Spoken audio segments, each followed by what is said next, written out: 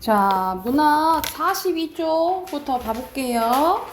자, 여기 나온 건 유능길의 장마라는 이제 작품이거든요. 지금 우리 장마는 이제 끝났지만, 우리가 장마는 뭐라 그래? 비가 좀 오랜 기간 동안 오는 걸 장마라고 하잖아요. 그쵸? 자, 여기서 왜 이제 제목을 장마라고 했는지를 잘 봐야겠지. 자, 전체적인 스토리 보면 볼게요. 나의 집에는 할머니, 삼촌, 고모, 아버지, 어머니가 같이 살고 있었는데 한국전쟁 발발로, 여기서 한국전쟁이랑 6.25 전쟁 얘기하는 거야. 외할머니와 이모 그리고 외삼촌, 외가 쪽 식구들이 나의 집으로 피란 오면서 한 집에 살게 되었고, 삼촌은 인민군 그리고 외삼촌은 국군으로 합니다. 그러니까 말 그대로 인민군이라는 건 여기가 북쪽, 여기가 남쪽 이렇게 생각하시면 되겠죠. 그러니까 한 가족인데 이게 나뉘어지게 된 거야, 그지? 할머니와 외할머니는 삼촌이 인민군, 외삼촌이 국군이라는 거북한 상황 속에서도 말다툼 없이 사이좋게 지내는데, 지루한 장마가 계속되던 어느 날 국군인 외삼촌이 전사했다라는 소식이 전해지고 난부터 외할머니와 할머니가 갈등이 시작됩니다. 왜냐하면 사실 외할머니 입장에서는 북한 쪽을 원망할 수밖에 없잖아요. 그치? 자기 자식이 죽었는데, 그지?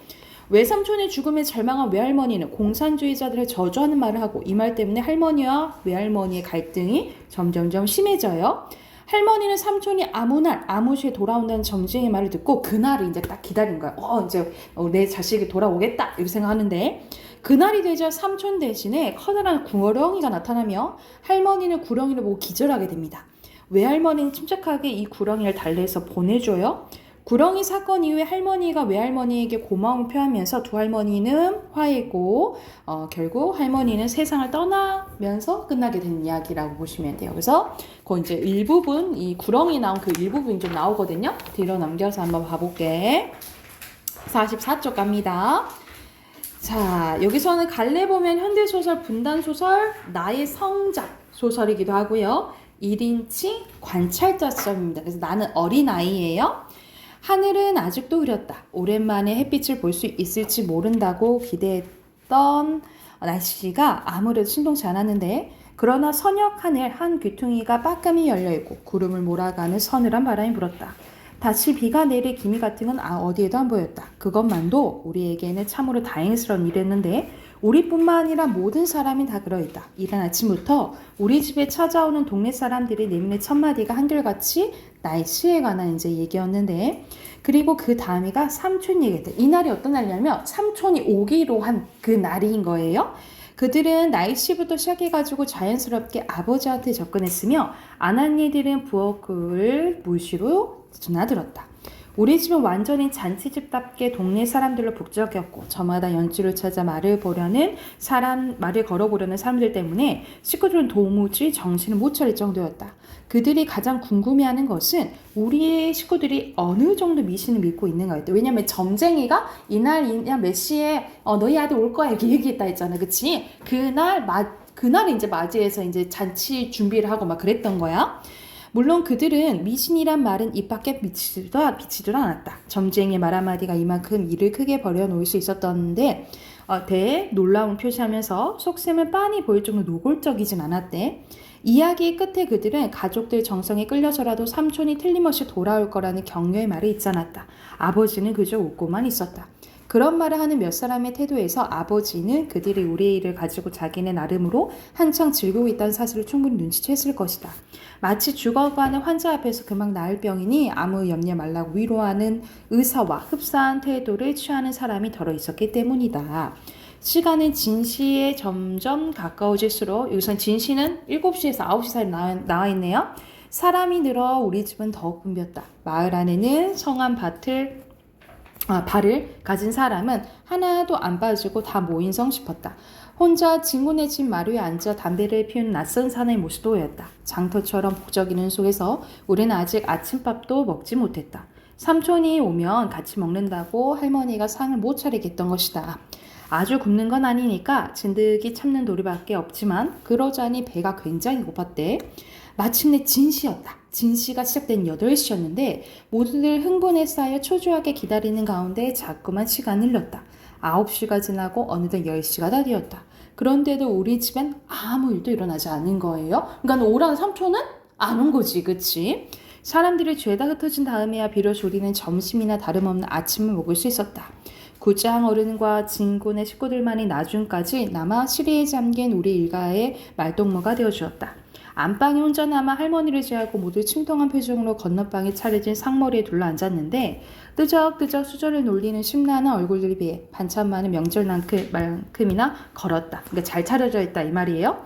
기왕 해놓은 밥이니까 먼저들 들라고 말하면서 할머니 자신은 한사코 조반상을 거부했는데 왜 그랬냐면 진시가 지났는데도 할머니 여전히 태평스러워. 다들 막 침울해하고 있는데 적어도 겉으로는 그렇게 보였다. 애당초 말이 나왔을 때부터 자기는 시간 같은 거 그렇게 염두에 두지 않았다는 것이다. 그러니까 중요한 건 아무 날이지 끝까지 아무 시는 별거 아니라는 거였다라는 거죠. 그러니까는 오늘 내로 오겠지 이렇게 생각했던 거지. 하늘이 주관하는 일에 간혹 실수가 있는 법인데 하물며 사람이 하는 일이야 따져 뭘 하겠냐는 것이었다. 아무리 점쟁이가 용하다고 해도 시간만큼 이쪽에서 너그럽게 받아들여야 된다는 주장이었다. 할머니한테는 아직도 그날 하루가 창창히 남아 있었던 것이다. 어느 때와도 기필코 올 사람이니까 그때까지 더 두고 기다렸다가 모처럼 한번 모자겸사, 그러니까 아들이랑 같이 밥 먹고 싶어가지고 아침밥도 이제 안 드신 거예요. 자, 뒤로 넘겨서 그런데 오라는 삼촌은 안 하고 난데없는 구렁이가 출연하게 됩니다. 커다란 구렁이가 오게 된 거야. 그래서 요 구렁이를 통해서 이제 새로운 사건도 이제 생기게 되지만 이게 이제 갈등 해소의 실마리도 된다라고 보시면 돼요. 구렁이의 역할은 새로운 상황 전개의 계기도 되지만 뭐도 된다?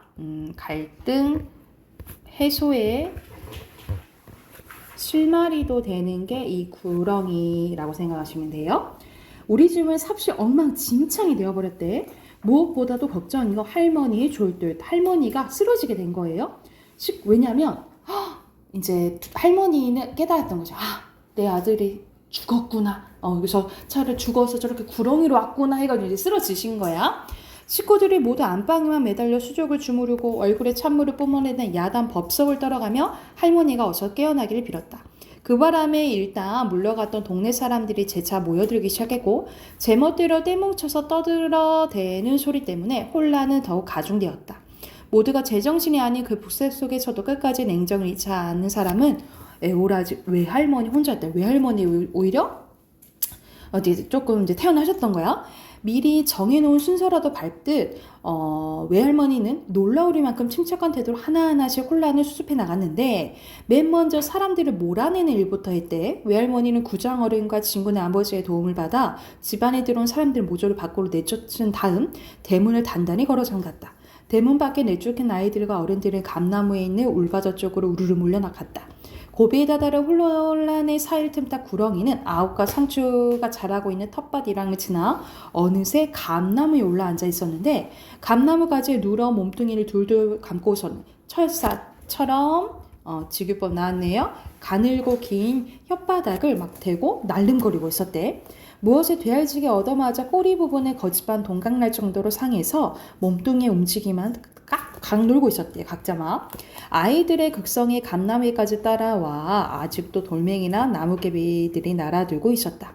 돌멩이를 땡기는 것이 어떤 놈이냐 하면서 외할머니의 고함이 서리빨 같았대.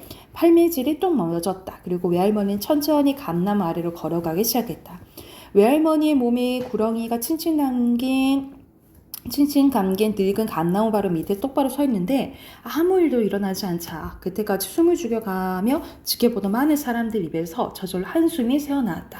바로 머리 밑에서 불빛처럼 박힌 앙증스러운 눈가를 요모조모로 빛내면서 자꾸 대가를 숙여 껍득껍득 위협을 주는 커다란 구렁이를 보고도 외할머니는 조금도 두려워하지 않았대. 외할머니는 두 손을 천천히 가슴에 모아 합장하면서 에이구 이 사람아 집안일을 뭐니 이렇게 먼저 찾아왔는가 라고 얘기를 해요. 그러니까는 여기서는 외할머니는 이 구렁이가 이 외삼촌이 아니지 삼촌 약간 삼촌의 영혼이 깃들었다라고 생각을 한 거야. 그래서 그 사돈 총각 에이, 이거 집안일 걱정돼서 왔어? 이런 식으로 이제 얘기를 한 거예요. 꼭 울어보채는 아이한테 자장가라도 불러주는 투로 조용히 속삭이는 그 말을 듣고 누군가가 픽 웃은 거야. 그러자 외할머니 눈이 단박에 세모꼴로 변하면서 어또 창석 빠진다. 삼촌이 그 흐득거리 썼냐? 누구냐? 어디서 썩 나오니라. 줄이된다 하니까 외할머니 대갈구령의 사람들은 쥐죽은 소리도 못했다. 외할머니는 몸을 돌려 다시 구렁이한테 자네 보다시피 노친께서는 기력이 여전하시고 다른 식구들도 보다 더 잘 지내고 있네. 그러니까 집안일이랑 아무 걱정 말고 자네 가야 할 때 가서 하고 저 세상 얼른 가야지 라고 얘기를 한 거야. 그런데 구렁이는 꿈쩍도 하지 않았대. 철삭 토막 같은 또 주기표 나왔네요. 혓바닥을 날름거리면서 대가리만 2번 들었다 놓았다 했다. 가열띠가 보통 먼지가 아닌데 여기서 이러고 충고리가 있어야 되겠는가. 자꾸 이래서 못 쓰네 못 써. 자네 심정은 내 짐작은 하겠지만 집안 식구도 생각해야지. 자네 노친 양방에서 자네가 이러고 있는 꼴을 보면 얼마나 마음이 무뎌지는가 하면서 이제 위로의 말을 해요. 그래서 여기서 이제 그 뒷장은 중약되어 있는데 멀리서 약간 어떤 이제 사람이 도움을 줘요. 뭐라 하냐면 머리카락을 태워야 된다라고. 이 사람이 이제 그 구렁이를 보내주려면 머리카락 태워야 돼요 라고 얘기를 해. 그랬더니 이제 할머니가 나한테 시켜요. 너네 할머니 머리카락을 조금 이제 잘 나오라고. 그래서 할머니의 머리카락을 이제 태우고 기리는 행동하니까 희한하게 이 그 구렁이가 쓱 하면서 이제 몸을 풀더니 홀은 이제 사라지게 돼요. 그래서 이제 정신 차린 할머니가 물어봅니다. 갔냐? 하고 이제 물어보는 거야. 고모가 말뜻을 재빨리 알아듣고 고개를 끄덕거렸대요. 이제는 안심했다는 듯이 할머니는 눈을 지그시 내리깔았다. 할머니가 까무러친 후에 일어났던 일을 고모가 조용히 설명해줬는데 외할머니가 사람들을 내쫓고 감나무 밑에서 타이른 이야기, 할머니의 머리카락을 태워 감나무에서 내려오게 한 이야기, 대밭 속으로 사라질까지 수종일과 행동을 같이 하면서 발에다 준 이야기, 간혹가다 한 대목이 빠지거나 모자라 싶으면 어머니가 옆에서 보충해줬대요. 할머니는 소리 없이 울고 있었다. 두 눈에서 하염없이 솟는 눈물방울이 홀쭉한 볼고랑을 타가 베개에서 줄줄 러내렸다. 이야기를 다 듣고 나서 할머니는 사돈을 큰 방으로 모셔오도록 아버지께 분부했는데 사랑채에서 쉬고 있던 외할머니가 아버지 뒤에 따라 큰 방으로 건너왔다. 외할머니로서는 벌써 오래전에 할머니하고 한 달의 끼 단단히 이제 버린 후에 처음 있는 큰방 출입이었대. 이렇게 출입했다라는 것은 말 그대로 두 할머니의 약간 화해를 의미하겠죠. 여기서는 두 할머니의 화해, 갈등 해소를 의미한다라고 보시면 돼요. 그래서 고맙소, 자기 아들 보내줘서 고맙다라고 인사해 주는 거야. 전기가 꺼진 우묵한 눈을 치켜 간신히 외할머니 올려다보면서 할머니 목이 콱 메었대. 4분도 별실한 말씀을 다 야한테서 이야기 다 들었어. 내가 당연히 할 일을 4분이 대신 맡았구려. 그 험한 일을 다 치는 거 얼마나 싫었고 인자는 다 지난 일이니까 그런 말씀 그만두시고 어서 매미나 잘 추스리기라오. 고맙소. 참말로 고맙구려 하면서 할머니가 손을 내밀었대. 그러자 외할머니도 그 손을 잡았대요. 그래서 여기서는 완전한 이제 갈등 해소를 의미하는데 사실 여기서 우리 크게 여기서 한 가족 안에 이야기 하잖아, 그치? 근데 크게 보면 말 그대로 우리의 민족 간의 갈등이었잖아요, 그쵸? 그래서 여기서는 이렇게 외할머니가 갈등이 해소된 것처럼 우리의 민족도 뭐 했으면 좋겠다. 갈등이 해소됐으면 좋겠다라고 말하는 소설이라고 생각하시면 될 것 같아요. 여기서 거의 이제 주제가 나온 거야. 손을 맞잡은 채 두 할머니 한동안 말을 잇지 못했다. 그러다가 할머니 쪽에서 먼저 입을 열어 아직도 남아있는 근심을 털어놓았다. 달 없이 잘 가기나 했는지 몰라요. 염려하시란께요. 지금 저 어디 가서 편안히 거처음시나 사분대 터준 노릇을 택택히 하고 있을 것이요. 그만한 이야기를 나누는데 대번에 기운을 깔아줘 할머니는 가쁜 숨을 몰아쉬었다. 가까스로 할머니는 잠들기를 기다려 구안을 맡은 고모만 남기고 모두를 큰방 물러나왔는데 그날 저녁에 할머니는 또 까무러쳤다. 의식이 없는 중에 댄 숟갈 흘려나온 미음과 탕약을 입 밖에 죄다 토해버렸다. 그리고 이튿날부터는 마치 육체 운동장에서 정신이란 이름의 장난꾸러기가 들어갔다 나왔다 숨바꼭질 수없이 되풀이하는 것 같은 고통의 시간 연속이었다. 그래서 여기서는 할머니가 정신이 있고 없고를 이제 비유적으로 표현을 한 거죠.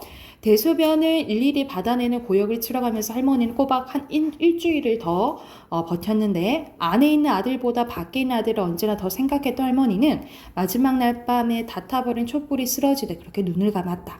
할머니의 긴 일생 가운데서 어떻게 생각해보면 잠도 안 자고 먹지도 않고 그러고도 놀라운 기력으로 며칠 동안 식구들을 들볶아대면서 삼촌을 기다리던 그 짤막한 기간이 사실은 꺼지기 직전의 마지막 한순간에 확 타오르는 촛불의 찬란함과 맞먹는 할머니에게선 가장 자랑스럽고 행복에 넘치던 시간이었나 보다.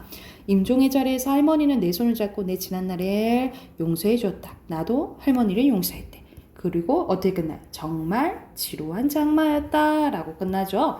그러니까는 여기서는 정말 지루한 장마란 뭘 이제 비유하는 거야? 그만큼 이 견디기 힘든 긴 시간이었다, 긴 시기였다 라는 것을 알려주고 이렇게 끝나면서 이제 여운을 남겼다라고 보시면 될 것 같아요. 그래서 여기서는 거의 마지막 쪽에 주제가 나오는 거죠. 그러니까 우리가 지금도 분단되어 있잖아요. 그치? 분단되어 있지만 이게 이제 얼른 회복됐으면 좋겠다라고 바라는 소설이라고 보시면 될 것 같아요.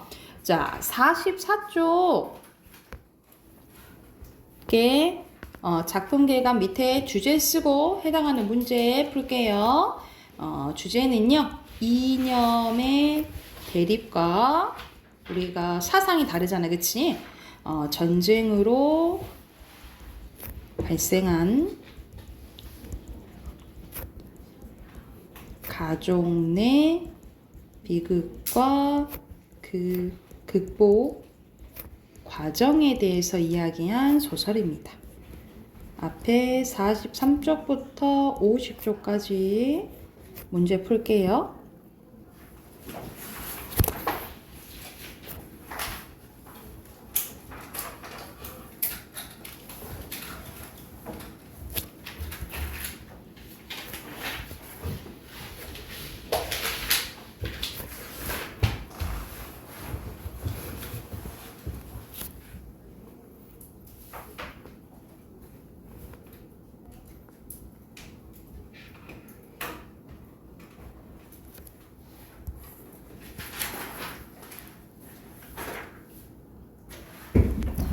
자, 채점해 봅시다. 43쪽부터.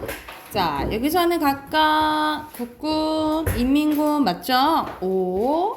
그리고 아버지가 아니고 삼촌이죠? X. 그리고 다 할머니는 믿었죠? X. 그 다음에 O입니다. 자, 뒤로 넘겨서 45쪽 갈게요. 45쪽에 1번에 인물에 대한 설명을 여기서 적절한 거네.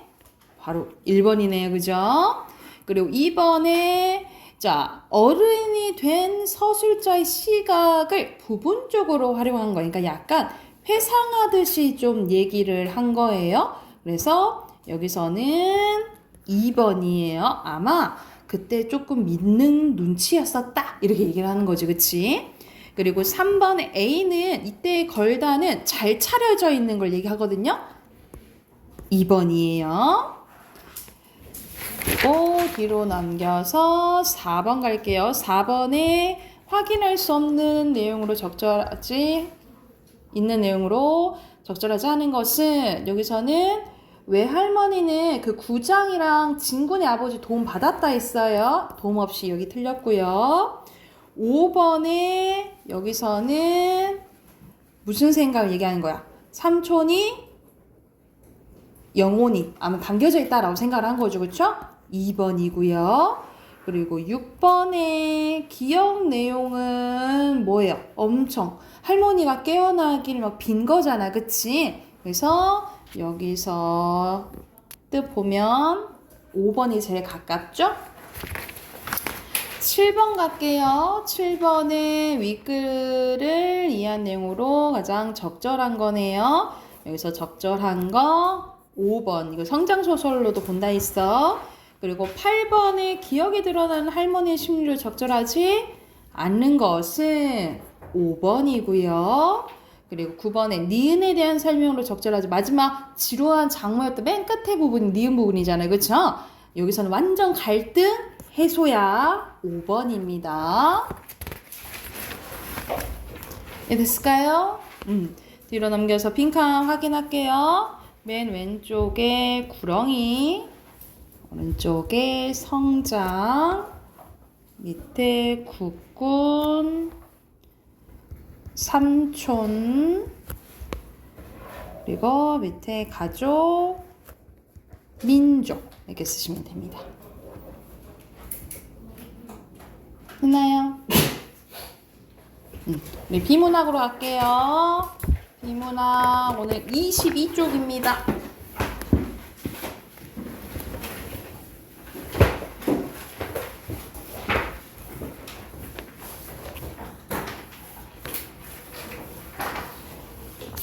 자, 25쪽까지 바로 풀고 같이 봐볼게요. 문단 표시하시고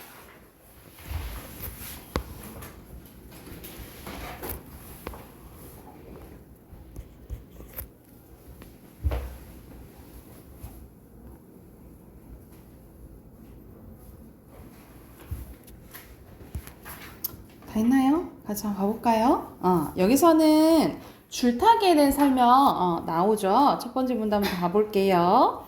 현대 서커스 공연에 가면 빠지지 않고 등장하는 것이 줄타기죠. 이 줄타기는 삼국 시대 이전부터 행해졌던 우리 전통 연희로 줄강대가 줄에 올라가서 여러 가지 동작을 취하며 대사라는 방식을 취합니다. 줄타기는 시간과 공간, 사회적 상황, 그리고 관중 등의 조건을 고려하여 연희의 내용을 최대한 효과적으로 전달하고자 극적 구성 방식을 취하는데요. 이때 극적 구성 방식 중 가장 일반적인 방법은 이 극적 긴장의 지속적인 압박과 이완의 반복입니다. 그래서 긴장을 줬다? 안 줬다? 이렇게 한다는 거지, 그치? 줄타기는 자칫 위험한 상황이 일어날 수 있기 때문에 이거를 대체할 수 있는 한자を찾는 거죠, 그쵸? 여기서 일어나다라는 거 어떤 일이 생기다 이런 뜻이잖아, 그죠? 그럼 이런 3번 문제잖아? 이런 거는 바로 푸시면 돼요. 3번은 몇 번이에요? 3번, 그렇지, 3번이고요. 다른 연희 종목과는 비교할 수 없는 극적 긴장을 줄강대와 관중에게 모두 제공합니다. 그러나 이러한 고도의 극적 긴장감을 줄판에서 끝까지 지속시킬 수도 없고 지속시켜서도 안 됩니다. 왜냐하면 관중이 공연에 집중할 수 있는 시간 한계가 있고 지속적인 긴장의 압박은 관중에게 쾌감을 주는 것이 아니라 정서적 불안감을 가져다 줄 수 있기 때문입니다. 따라서 극적 긴장의 이완을 통해 피로감을 극복하고 앞으로 전개될 연행에 대한 강한 기대감을 고조시킬 필요가 있어요. 줄타기의 초반부에서는 줄강대가 처음 줄 위에 올라가서 묘기를 부릴 때 줄 위를 걸어가다 갑자기 뒤로 떨어지는 동작을 취하거나 이에 동작을 펼치며 관중의 허를 찌른데요. 이로 인해 관중은 극적 긴장감을 처음 맛보게 됩니다. 뛰어난 줄강대는 일부러 미숙한 척 떨어질 때 연기를 하는데 여기에서 줄타기의 진문명이 드러난다라는 거야. 줄을 잘 못하는 흉내를 내는 대목이 용의주도하게 계산되었다는 사실을 관중은 바로 눈치채고 줄강대와 교감을 하게 됩니다. 따라서 줄을 잘 못하는 흉내를 자연스럽게 낼 수 있는 줄강대가 뛰어난 줄강대다라는 거예요. 이후 줄강대는 흥미있는 재담을 통해서 이러한 극적 긴장감을 해소시켜주는 거예요. 조금 이제 릴렉스 시켜주는 거지. 통상 줄타기의 전반부에는 난도가 낮은 개별 동작과 재담을 반복하며 극적 긴장을 지속적으로 압박했다가 이완시키는데요. 이러한 긴장 이완은 이어서 펼쳐질 묘기로 인해 다시 급속하게 긴장의 압박 국면으로 전환됩니다. 하지만 묘기가 펼쳐지는 중간중간에 줄강대는 현장 상황에 맞는 흥미로운 재담을 구사하고 동물이나 사람의 행위 그리고 사물의 형태를 모방하는 동작 등을 통해서 좀 더 이완시킨대. 그리고 묘기의 끝부분에서는 관중의 느슨해진 극적 긴장감을 움직이는 큰 동작을 통해 또 최대화한대요.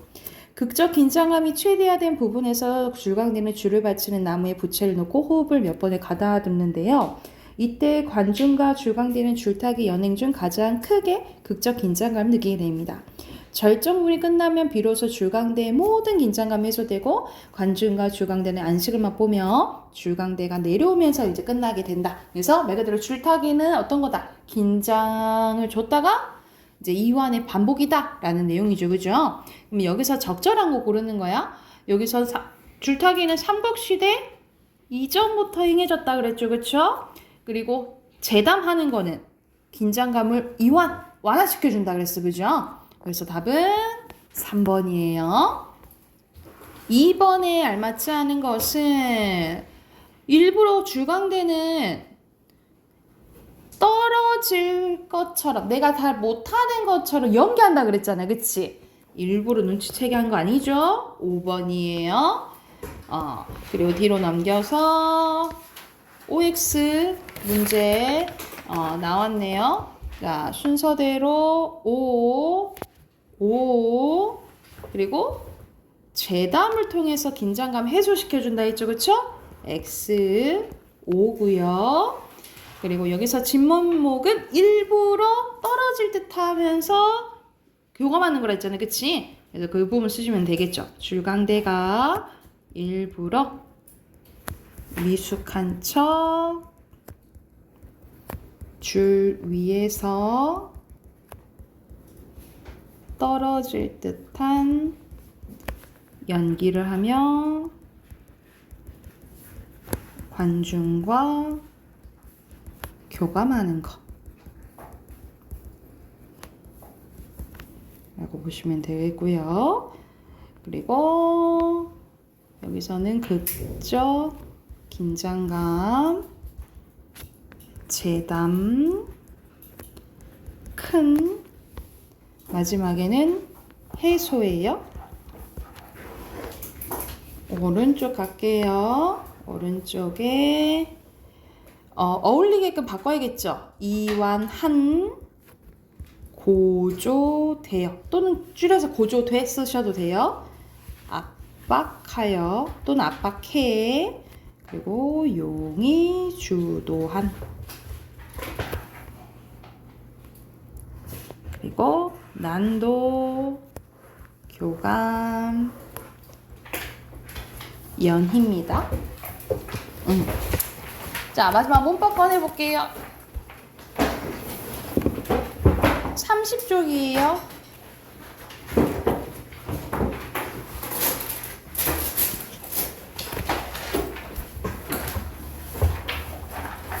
자, 우리 저번 시간에 체언했었고, 그쵸? 체언했었고, 오늘 할 부분은 용언입니다.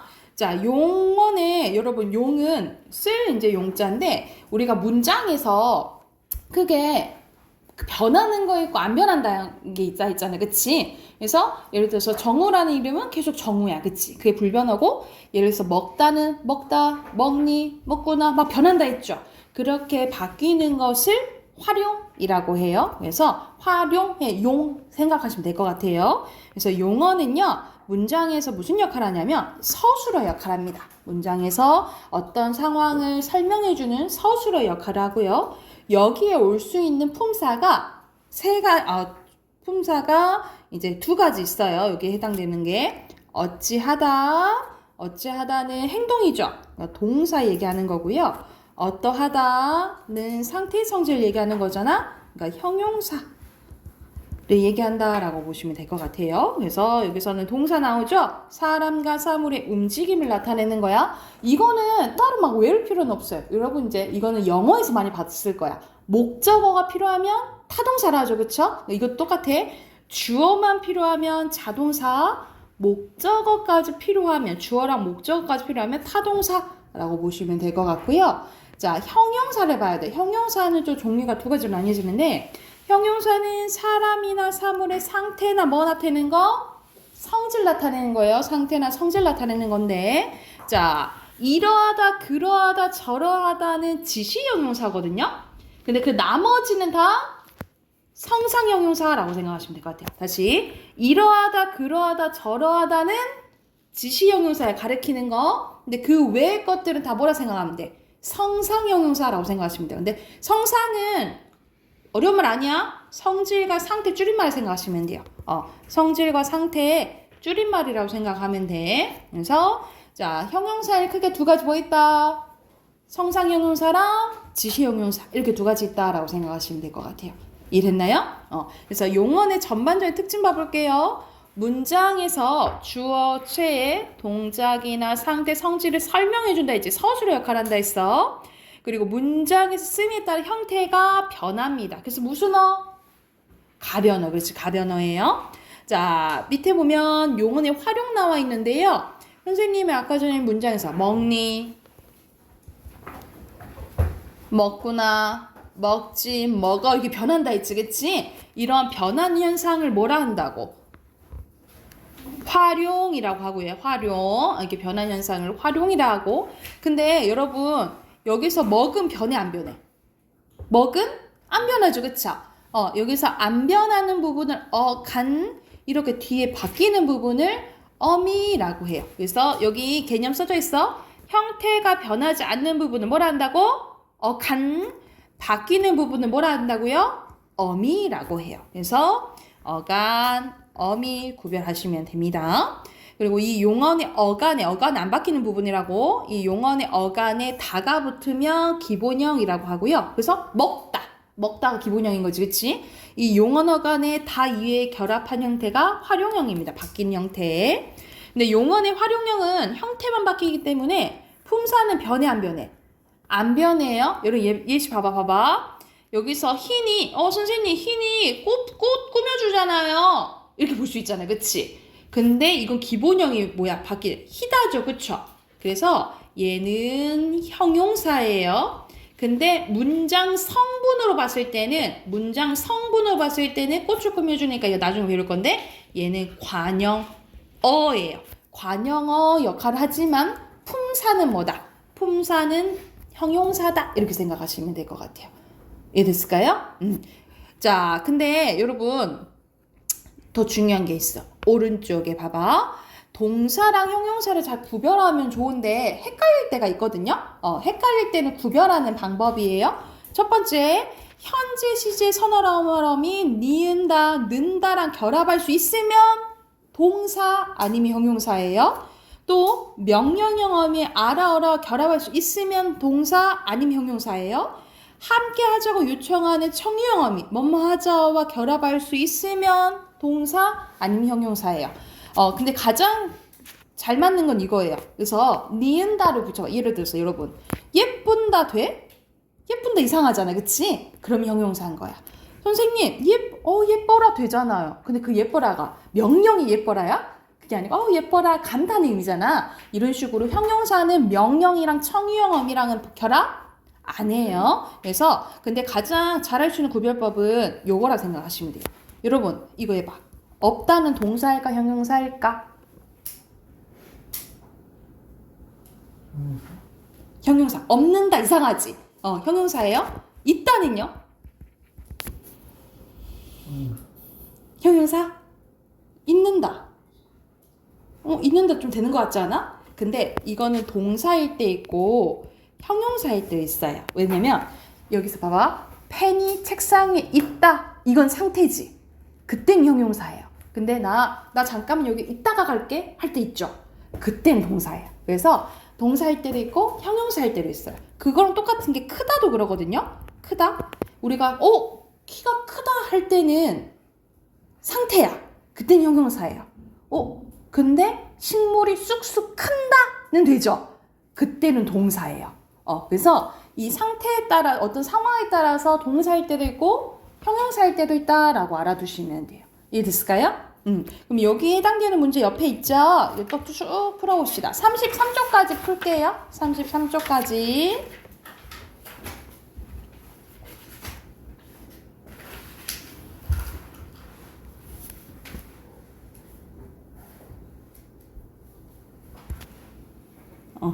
용언, 동작, 형태, 4번의 움직임, 그리고 5번의 형용사고요. 자, 여기서 선생님이 동사는 동그라미, 형용사는 세모로 표시할게요. 세모, 동그라미, 세모, 웃는다니 는다 가능하니까 동그라미 그리고 닫고 동사 읽었다 동사.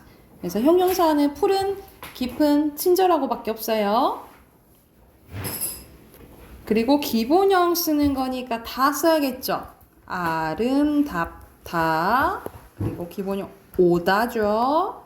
그 다음 달리다 이렇게 쓰시면 되고 그리고 무엇이 가다니까 자동사 굵다 상태 나타내니까 성상 넘기다 그 다음 이러다 지시 이렇게 표시하시면 되겠죠?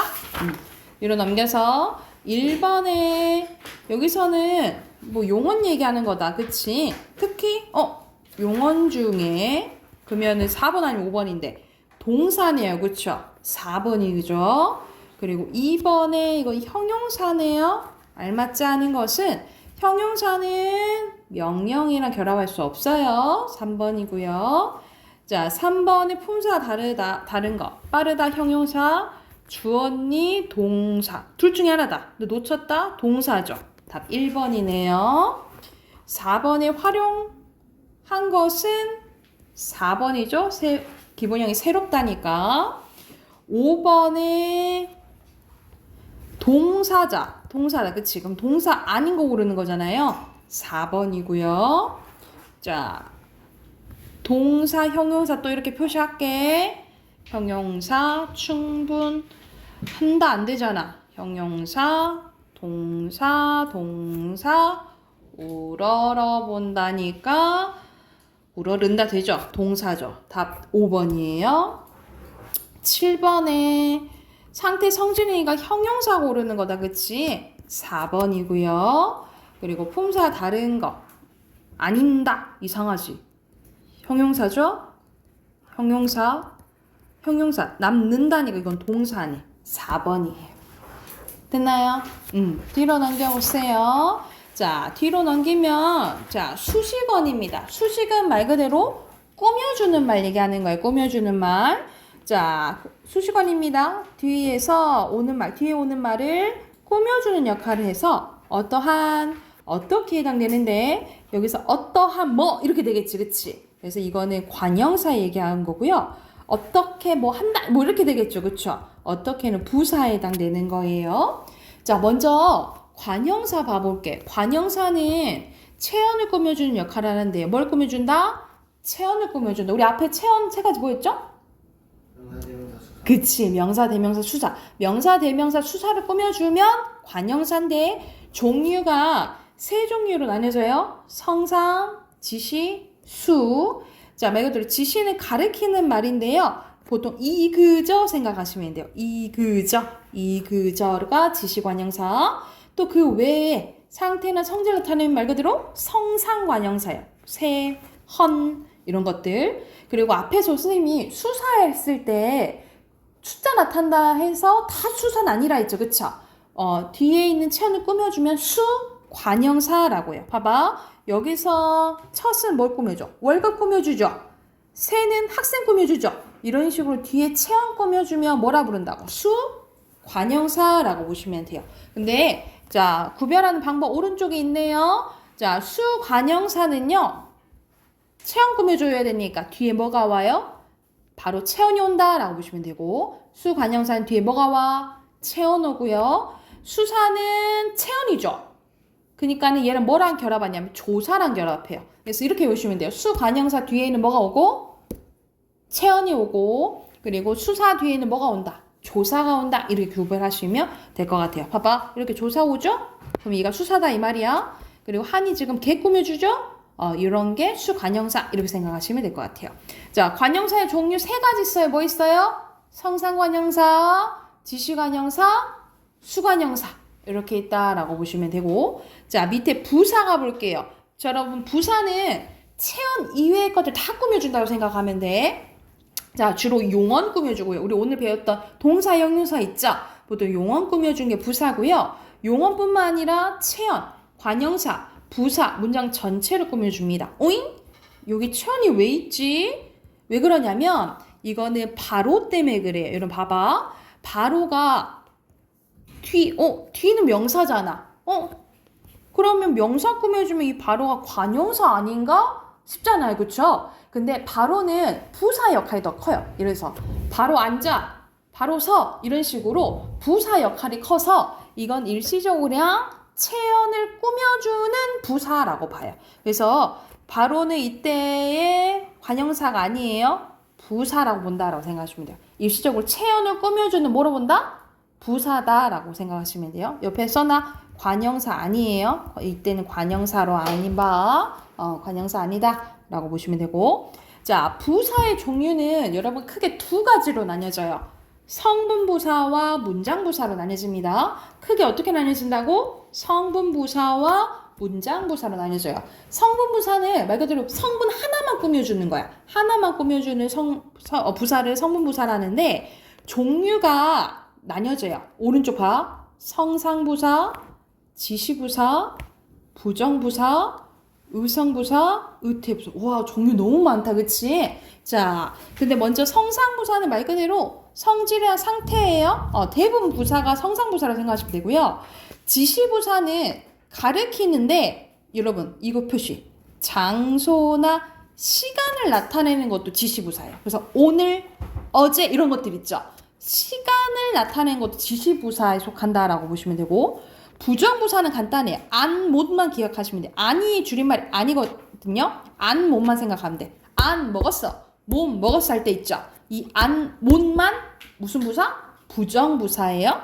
자, 의성부사랑 의태부사는 여러분 의성어 우리가 소리를 흉내내는 말 의성어라 하잖아요. 그치? 월 뭐 이런 것도 있잖아요. 그리고 의태는 아장아장 모양을 흉내내는 말이잖아요. 그죠? 이렇게 따로 의성부사, 의태부사를 보긴 하지만 만약에 따로 안 나타나 있는 교재도 있거든요. 이건 그렇다면 여기에 속한다라고 기억해 주시면 돼요. 만약 따로 안 나와 있으면 어디에 속한다? 성상부사에 속한다라고 생각하시면 돼요. 그러면 부사의 종류에는 크게 세 가지인 거예요. 성상부사, 지시부사, 부정부사 이렇게 생각하시면 돼요. 이해됐죠? 그리고 마지막 문장부사입니다. 문장부사는 문장 전체를 꾸며주는 건데 자, 과연 이래 어떻게 될 것인가 또는 설마 그가 그랬겠어? 이런 것들 있죠. 이거는 화자의 심리적 태도를 드러난다 해서 이런 것들은 양태부사라고 해. 써놓으세요. 양태부사라고 하고 자, 여기서는 그러나 나오네. 우리가 그러나 하지만 이런 거는 우리 영어에서는 and but은 접속사에 해당되잖아요. 그렇죠? 근데 우리말은 접속사가 없어요. 우리는 뭐라 하냐면 접속 부사라고 해요. 다 부사예요. 부사. 그래서 문장부사는 크게 두 가지가 있어요. 뭐? 양태부사랑 접속부사 있다라고 생각하시면 됩니다. 이해됐나요? 자, 밑에 전반적인 수식어의 특징 봐볼게요. 자, 문장의 의미를 자세하고 구체적으로 전달하거나 의미를 한정시켜줍니다. 그리고 문장을 쓸 때 형태가 변하지 않아요. 그럼 무슨 불변어, 그치? 불변어. 자, 그리고 여기 특징 별표. 자, 관형사와 부사를 구별해줄 가장 큰 특징은 관형사는 조사랑 결합 못해요. 근데 부사는 조사랑 결합할 수 있어요. 특히 보조사랑 결합할 수 있어요. 예를 들어서 빨리 달린다, 빨리는 달린다 이런 식으로 보조사랑은 결합할 수 있어요. 다시 관형사는 조사랑 결합할 수 있어 없어? 없고 부사는 결합할 수 있다 이렇게 생각하시면 될 것 같아요. 자, 그러면 옆에 35쪽부터 37쪽은 선생님이 숙제로 내줄게요. 그래서 이거랑 우리 단어 27강 외워올게요. 그래서 37쪽까지 숙제로 하고 나머지 거 짐도 나갈게. 오케이. 여기까지 할게요.